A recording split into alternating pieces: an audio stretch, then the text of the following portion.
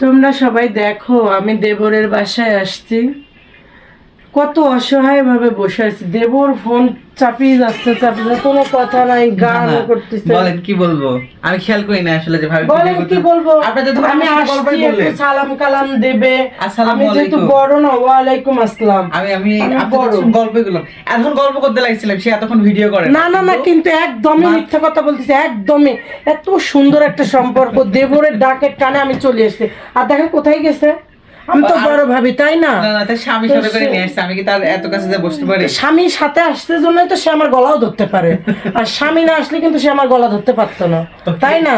তখন একটা সন্দেহকে কি ভেজাল লাগায়, দেওয়ালও যদি ভেজাল লাগায়, তো সেই ক্ষেত্রে আমি চিন্তায় থাকতাম। এখন স্বামী আছে, সে গলা ধরুক, চলে, একবার চলে বলে গলাটা ধরুক না, যাই হোক, গলা ধরা যাবে না।